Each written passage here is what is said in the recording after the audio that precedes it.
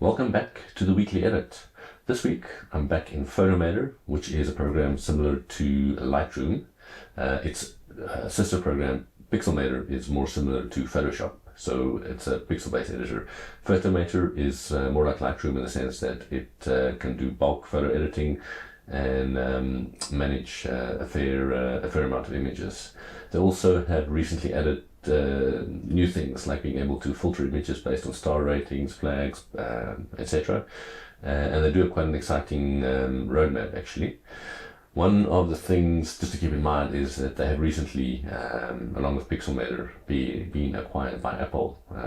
So who knows where that might go. Hopefully Apple integrates this into either the native Photos app, which is something that Photomator itself already actually integrates quite well with. I'll show you guys in a bit.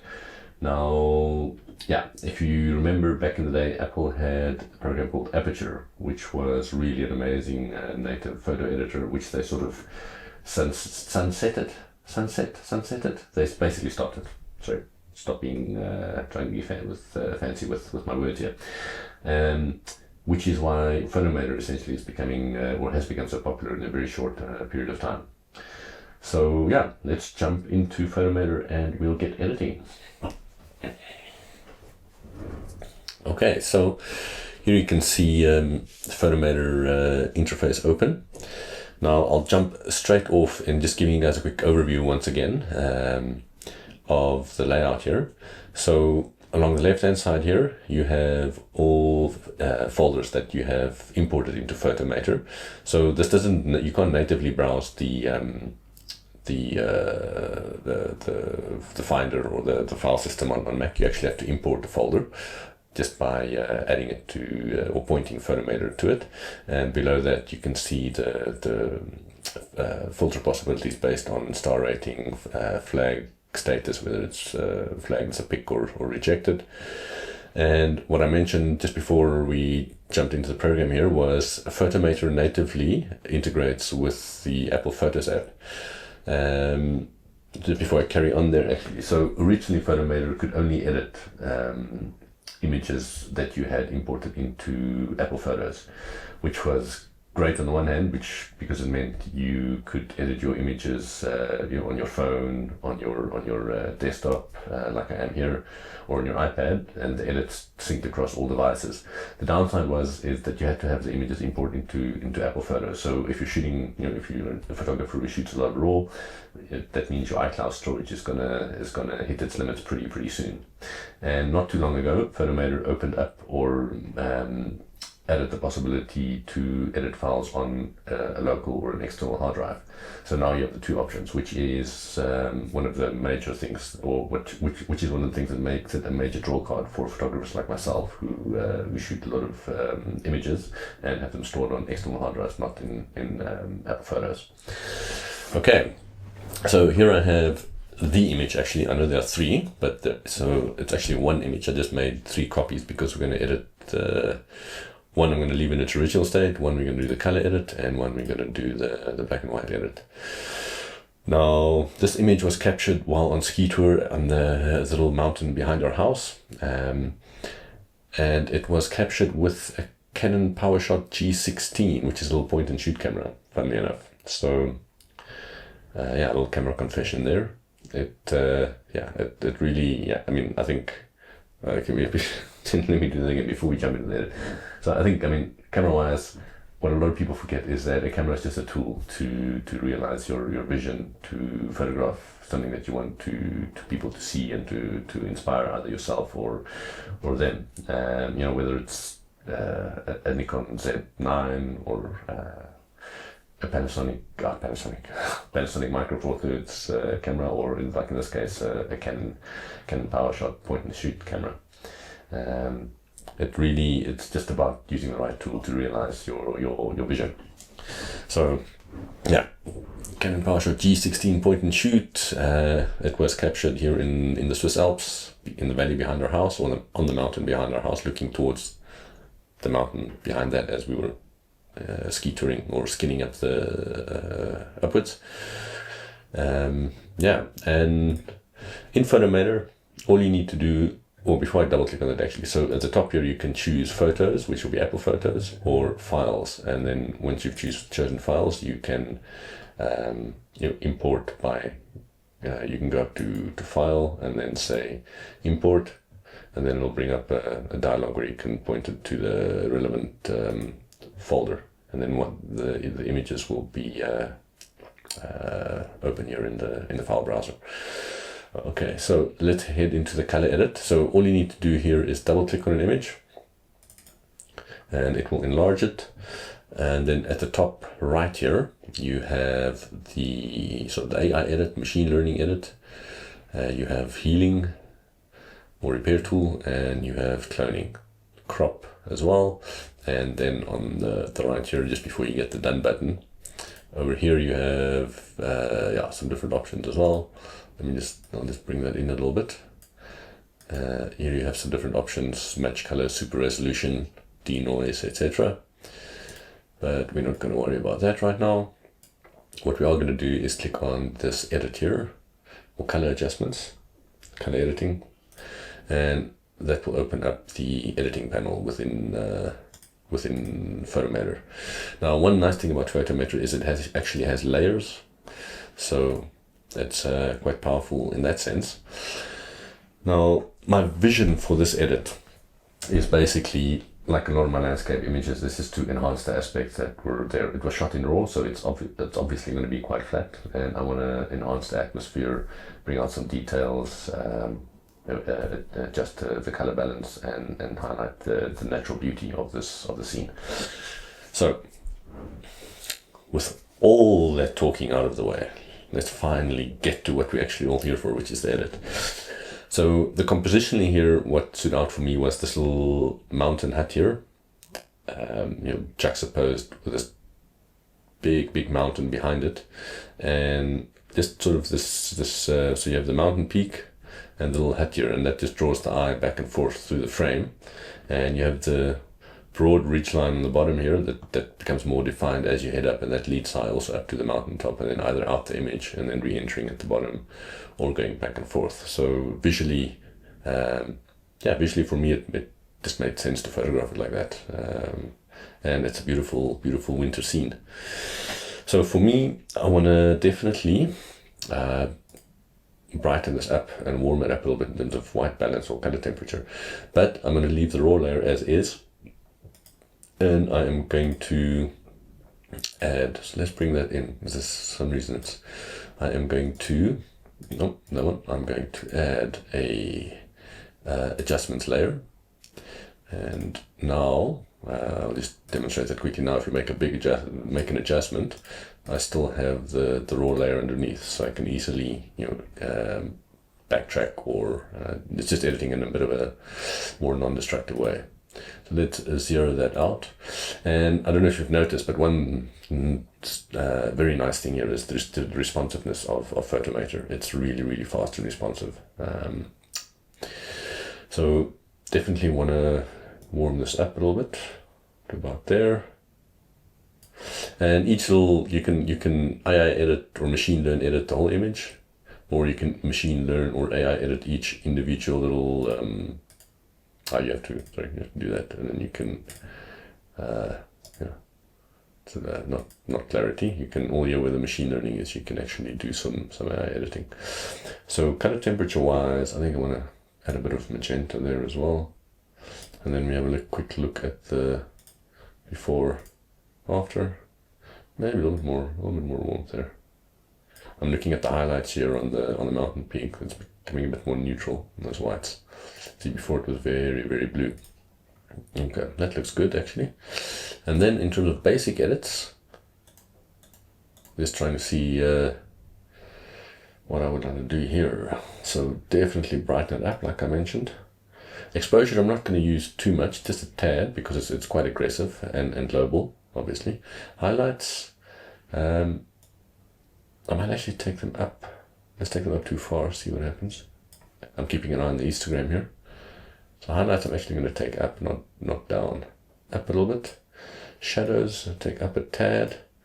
Brightness, which is more mid-tone brightness, which I find actually oftentimes more useful than exposure. and less aggressive, for lack of a better word. Contrast, I'm going to leave alone for now. Black point, I'm going to take to the right just to bring a bit of that contrast back. Texture, let's zoom into 100% here. Are we at 100%? Yeah, we're at 100%. Default wide zoom in, fit to size. Actual size, yeah, okay, great. Texture, let's take that up. I'm really looking at the trees. Too much. Clarity. Zoom back out there. Just to bring out the smaller details a little bit. Negative clarity is going to give it more of a hazy quality. I don't want that for this image. And then in terms of clarity, we also have selective clarity below. Moving on. Shadows, midtones, and highlights. Texture and clarity, excuse me. So if you pull clarity up for the midtones, you can see what it does. It's targeting the trees very much. If you have a look on the shadows, really staying in the trees, which is actually what I'm after here. So I'm going to do a bit of selective clarity in the shadows there. Hue and saturation. I'm not concerned about. I do want to have a look on the vibrance here, because especially with winter scenes like the snow, predominantly snow, or winter scenes like this being white with snow, but with especially with vibrance and saturation, it has a bit of a effect of cooling the image down overall. So I'm generally stay away from them, or don't bother using them in this particular instance like this. Photomator also has a selective color, which would be like Lightroom's HSL panel. Let's just have a quick look. So we can do a global before, after, before, after. So we've actually come along. Yeah, we've come a long way. Even doesn't feel like we've done a lot of editing. Selective color-wise, there's not a lot of color in the scene. I might want to target a bit the blues in the sky there. So I'm going to select the blue channel here and have a look on brightness, but I want to... So obviously the snow also has a lot of blue in it. And darkening that down helps the sky. Also actually almost does like a dodge and burn effect on the snow, especially in this area here, the highlights and the shadow areas. The shadow areas in the snow will have more blue in them. And then so we do before, after. Yeah, not bad. Let's just drag this back out full screen. And then color balance would be color grading. Here I might want to add a little bit of, so you can also if you select them individually, it becomes sliders. So I tend to stick to the three-way color. So in the shadows, I definitely want to warm this up a little bit. So I'm going to drag this a bit towards orange, and then if we have a look at the before, after, yeah, it looks pretty good. And then you can also adjust the saturation of said color grade adjustment. Double click to zero out, or brightness. Now this is something you can do in Lightroom as well. Here you can actually control brightness in the highlights, midtones, and the shadows. So you can actually create a nice bit of contrast here. So highlights, I'm gonna again take up a little bit, still keeping an eye on the histogram here, which is not on the falling off the scale there. And then shadows, I'm going to pull down slightly, and then that would have added a nice little bit of contrast there. As far as I'm aware, in my experience, Photomator does not have a history stack, or a history doesn't keep the history of the edits. So yeah, could be a deal breaker for some. Here you can actually see on the bottom here, slightly out of focus because I focused on the mountain here. But if you have a look on the image as a whole, it's not a major train smash. And there's a lot of so Photomator also has a lot of things that Lightroom has, like levels, curves, and again, in terms of adding contrast and stuff, that's something you can do in so many different ways. So you don't have to use each and every little adjustment, which, like I mentioned in all my weekly edits, is one of the major factors or major majorly important things to have as a vision for the edit. So in other words, have a think or know where you want to take the edit, because that will essentially prevent you from just sort of playing around with edits in a way that's either just a waste of time or doesn't add anything to the image, but you just do it because you think, oh, it's there, so you might as well adjust it or use it. And that's definitely not the case. So in this case, levels, yeah, I'm not gonna use curves. There's enough contrast in this image for me. I don't want to, you can add an S curve here just because you think you should, and then that just becomes overly contrasty in my opinion. This is not something that I want to do. I want to create a little bit of contrast in this image because it just brings out the shape of the mountains and the trees, but it's still, it's more of a soft scene, if I can put it that way. Then yeah, you can also replace color in Photomator. Not relevant here. And speaking of a soft scene, Photomator has a built-in fade module. Now it's not when you activate it, it will sort of automatically 100% at 100% strong. So you can see there what it adds. If that's active, not active. Now that's not a major effect. If I use the slider here, it's very subtle. Let's zoom into 100% here. Let's just see what that does. So no, yes, no, yes. You can see it's just in the deep blacks there. So I tend to leave this at 100%. It's not that noticeable, but it's quite a pleasing. It just takes an edge off the really, really dark blacks or dark areas of an image. And then you can fade the whites as well.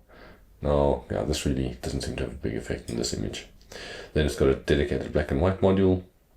And then color monochrome, I've forgotten what that is. Should we activate that and see? Okay. Yeah, so it's got color monochrome and then one module further, or two modules further, LUTs. So the color monochrome, this for me is almost like a LUT. So you essentially add a color overlay over the whole image, and then you can adjust the intensity. Yeah, I don't know. Yeah, let me know what you think about that. I can only think that might be useful when you're trying to blend certain aspects together with quite different color densities. Okay, so channel mixer, different color channels, red, green, and blue, RGB image, and you can adjust those as you want. Again, I like to keep things simple. We can apply a LUT. So a LUT, again, it comes with a lot of built-in styles. Let's just drag this back into frame so we can better see what's going on here. A bit more back into frame. There we go. So, and as you hover over them, it will actually change. So the LUTs seem to be slightly more integrated into the image in terms of like a blend mode, I would say. So let's just select your green, orange, and then we can, so you can import, export, and then you can adjust the intensity. It's a slightly more subtle effect. It's quite film-like actually. Let's see, do we want to, so we have photo filter, warming, yellow, cinematic, let's see. That cinematic 3 looked quite nice. Let's go back to cinematic 3. Yeah, it's like a subtle orange, teal, warm effect all in one. Take the intensity down. Yeah, sort of 30%, I think. Doesn't look half bad. There we go. Now that I've applied that, I actually quickly want to go back here to brightness and add a bit more. And we can either go to global before or after. We can do that because we've only added one layer. Or we can go here to the layers and just deactivate the adjustment layer and activate it. Yeah, so not looking too bad. And then we can add a vignette. Now default's obviously quite strong. Softness, always leave it 100%. Just drag this back out. And exposure wise, yeah, so it's going to 0 out to 50. So let's just overdo that. Let's just see black point. So the black point just sort of darkens it even more. Or you can sort of fade it out towards white. let's leave that at 0. So exposure was just a subtle vignette, so sort of 8%. And softness, yeah, leave that at 100. So that's going to be just a slight vignette. I might even take that down to like 5%. It's quite strong. And then let's have a look here. So sharpen there, so I can see the trees as well as a bit of the rocks and the snow here. The sharpen's also going to add some default sharpening. You can see that sort of snapped into focus, or in sharp, snapped or became sharp as I activated that. There we go. So again, default's quite strong. If you remember from my other weekly edits, I like to use a low or a small radius, so like 0.5, and then a high amount or intensity. So let's take that down, and then we sort of work that up to, let's say, about 100%. It's a much more pleasing, wrong slider. There's a much more pleasing or subtle sharpening effect. Let's have a look at the mountain peak there. Before, after. Might increase the radius in this instance to about 1. It's before, after. There we go. And again, this is a global adjustment, but as you can see here in the sky, it's not having a negative effect. And again, there's not major aspects here that I want to keep from being sharpened. And then grain, I think for the color edit, I'm not going to worry about grain. Before I end the color edit, I just want to show you guys quickly here. So when we add a new layer, now let me quickly drag that in. When we add a new layer, scene 1, take 2, when we add a new layer, we can select subject, select sky, select background. We can brush in, or we can have your classic linear or graduated filter, linear gradient or radial gradient, which is like your radial filter in Lightroom, or you can select a color range. But in this case, let's see what it does with select sky. There we go. It selected the sky. Not bad. And now, because we selected the sky, you can see all edits have been zeroed out. And if we click on the adjustments layer, all those edits come back. So the red part here is the sky. Let's add a bit of contrast in the sky via levels, shall we? So that red overlay disappears as soon as we start making the adjustment. So here we can select luminance or RGB. Luminance will only affect the brightness, and leave the colors alone. I'm not too concerned about that in this case. So I'm going to increase a bit that saturation and contrast in the sky. So that's black point, white point, and we can also, and midtones. We can also go in between. Then I'm going to leave none. Now that was, oh come on man. And that was before, after. So that's added a nice bit of contrast to the sky. So yeah, I mean, I think for the color edit, that's going to be good. That was where we started, and that's where we ended. Just before we end, let's just see, not the sky, I want to go back to that, to the adjustments layer. Just a bit more warmth there. No, it's too much. Let's just undo that. Yeah, okay. So I think that's going to be the color edit. Hope you found that useful, enjoyable, learned something, or maybe know something I don't. Drop it in the comments. I'm always open to learning more. That's why I'm doing this, as you know by now. Yeah, so that's Photomator in terms of the color edit. Now, as is customary for the weekly edit, let's carry on and we will do the black and white version. Okay, so to do the black and white edit, I am going to, you can press done here, top right, and now it creates a little sidecar file. And now for the black and white edit, I want the same edits that I had with the color edit, and say copy adjustments. Color adjustments not found. The selected image is not contained in. Okay, so it wants the. Does not copy the. Duplicate. Rotate left. That's not happened before. Let's quickly go here. Duplicate, add, subtract. So you can also add, subtract, da da da.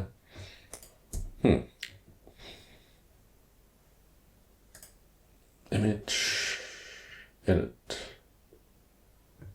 select all, deselect all. This is okay. So it seems like you need to have actually done the color edits to the raw layer for it to be copied. I didn't realize that. Sorry about that. So let's do some problem solving on the fly here.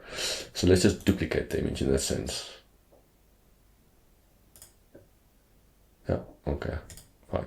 So we'll duplicate the image. So duplicate one photo. That should duplicate it with the color edits as there you go. Copy. Okay. I see I've got my naming wrong as well. Going swimmingly. Great. So that's actually duplicated the image or the raw image with the relevant edit, which is what we want. Because now I want to create a new layer right on top.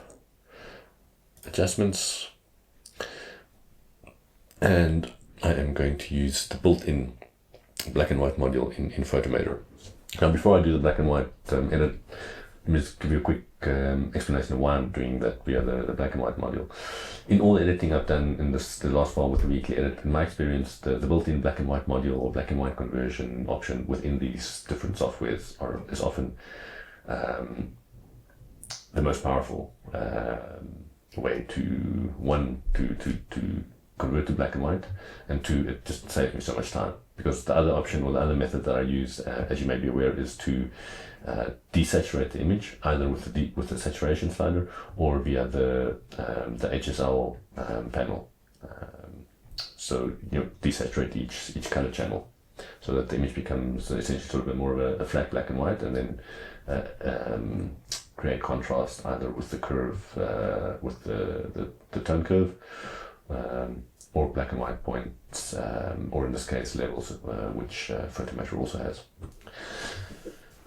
So, and again, I'm all about minimizing time behind the computer and maximizing time out in the nature of photographing. So let's activate the black and white. Now, something to keep in mind here is that in our lower down in the layer stack, in our original color adjustments, we've done some color grading. So that will create a color cast in the black and white conversion. So it's not massively noticeable here, but if I deactivate that, the black and white just becomes more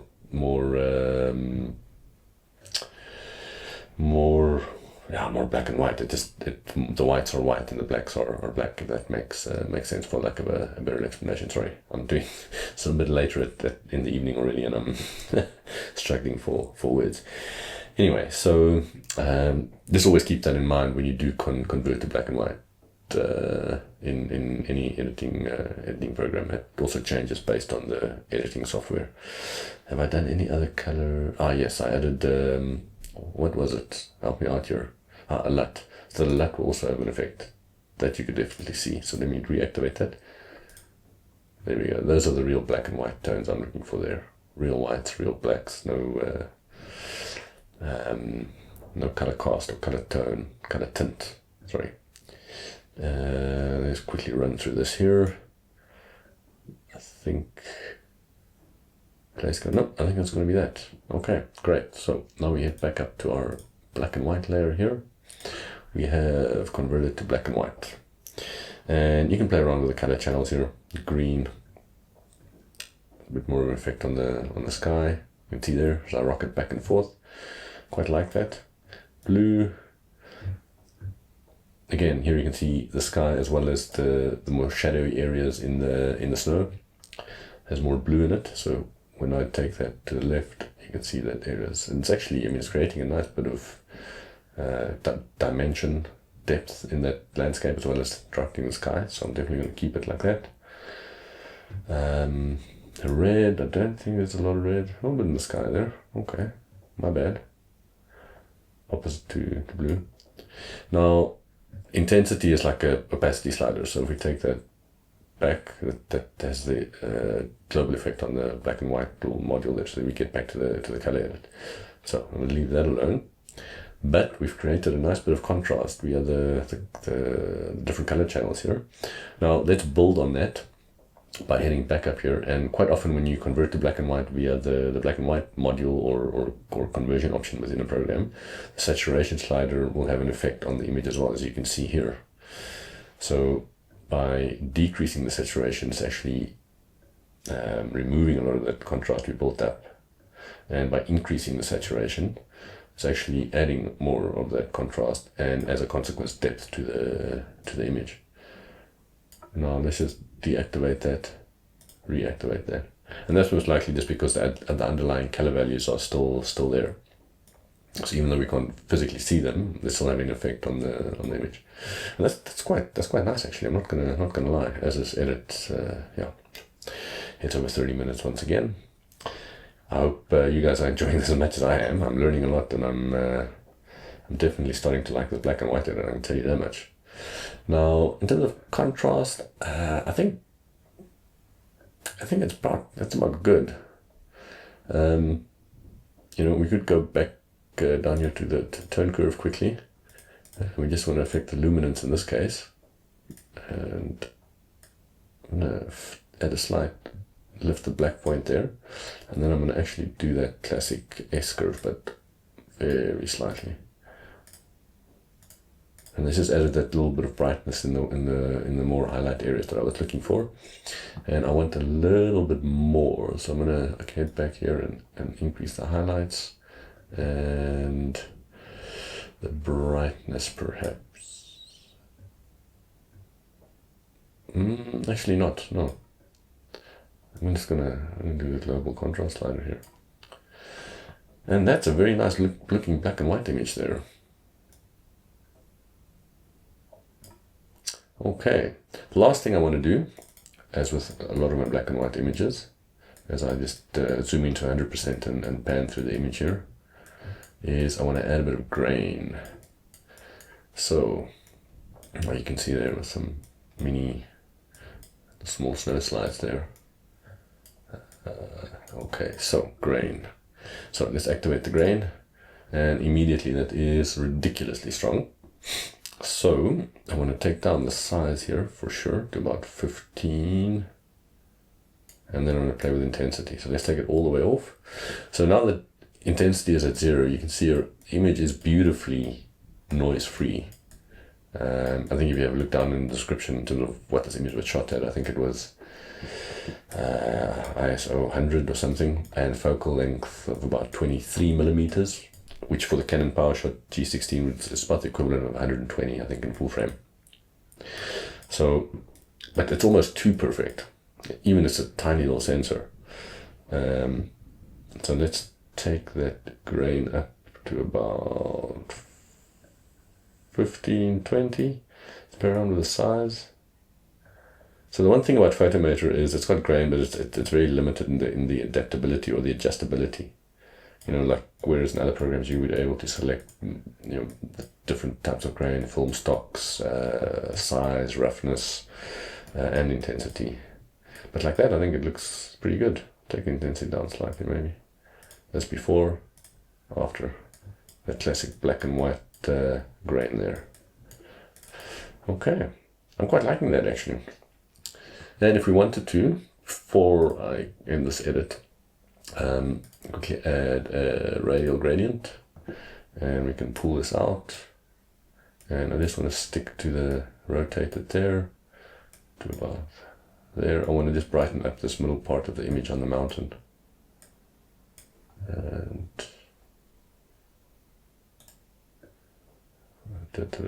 window background on actual size, radial gradient. Where are my adjustments?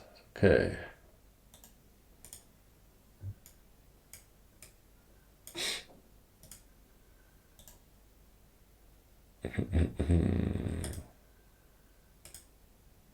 No. Okay. Yeah. can't find that one. So let's just do brightness here. Now if we have a look, that's before, that's after. And essentially what that has done is just drawn the image more to the center of the frame from the outside. And I think that's where, let's leave it there. We'll click done. And now we have the original image, color edit, and the black and white edit. Original image, color edit, black and white edit. That black and white edit is really, I'm really liking that. But let's end it there. It's already gone on quite long. Even though I always try and, or promise myself at least, to keep it, I'm going to keep it short this time. Yeah, so that is Photomator for this week's weekly edit. Hope you found it useful. Hope you enjoyed it. Let me know what you found useful, what you didn't find useful, or if you have any questions, something else you want me to go into, down in the comments. And I will see you in the next one.